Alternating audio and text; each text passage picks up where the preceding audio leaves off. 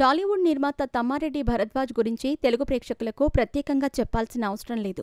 ఒకప్పుడు మంచి మంచి సినిమాలను నిర్మించి ఇండస్ట్రీకి హిట్లందించిన ఆయన ఈ మధ్య యూట్యూబ్కే పరిమితమయ్యారు. Telugu film chamber of commerce సభ్యుడిగా కొన్ని వివాదాలను పరిష్కరిస్తూ అప్పుడప్పుడు సోషల్ మీడియాలో కనిపిస్తూ వస్తున్నాడు. అంతేకాకుండా తన పేరుతో ఒక యూట్యూబ్ ఛానల్ను రన్ చేస్తూ ఇండస్ట్రీలో ఏది ట్రెండింగ్ వార్తనో తెలుసుకొని దాని మీద తన అభిప్రాయాన్ని చెబుతూ ఉంటారు. ఇక మొన్నటికి మొన్న పూనం కౌర్ త్రివిక్రమ్ శ్రీనివాస్పై ఫిర్యాదు చేసినట్టు చెప్పి షాక్ ఇచ్చిన విషయం తెలిసిందే.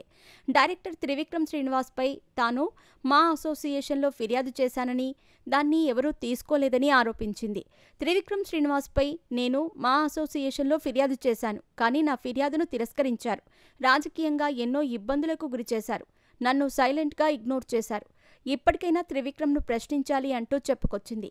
దానిపై తమ్మారెడ్డి స్పందించారు. పూనం ఎప్పుడు ఏ సంవత్సరంలో ఫిర్యాదు చేసిందో మాకు తెలియదు.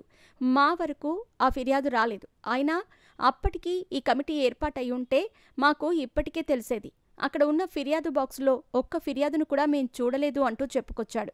ఇక తాజాగా ఒక ఇంటర్వ్యూలో తమ్మారెడ్డి హీరోయిన్స్ లైంగిక వేధింపుల గురించి మనసు విప్పి మాట్లాడాడు. హీరోయిన్స్ ఫేమ్ తెచ్చుకునే వరకు అన్నింటికీ ఓకే అని, ఆ తర్వాత విభేదాలు వచ్చాయని మీడియా ముందుకు వస్తున్నారు అంటూ చెప్పుకొచ్చాడు. హీరోయిన్లు ఎదగటం కోసం వాళ్లకు వాళ్లే కమిట్ అయ్యి ఆ తర్వాత గొడవలు పడుతున్నారని తెలిపాడు. ఇక సినిమా ఒప్పుకునేటప్పుడు కమిట్మెంట్స్ అడుగుతారు అనటంలో నిజం లేదని, కొంతమంది అలా ఉన్నా అందరూ అలా లేరని తెలిపాడు.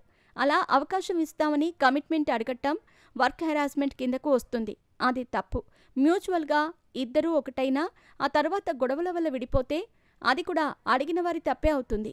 ఒక అమ్మాయికి ఛాన్స్ ఇచ్చి లొంగ తీసుకున్నా కూడా లొంగ తీసుకోవటం తప్పే. కాబట్టి ఏ రోజు ఆ నిజం బయటకు వచ్చినా అది చేసినవాడు శిక్షార్హుడే. చాలామంది క్యారెక్టర్ ఆర్టిస్టులు, హీరోయిన్లు ఫలానా టైంలో నేను లొంగిపోవాల్సి వచ్చింది, అర్ధరాత్రి 2 గంటలకు వచ్చి తలుపులు తట్టి నన్ను లొంగ తీసుకున్నారు అని బహిరంగంగా చెప్పిన వారున్నారు.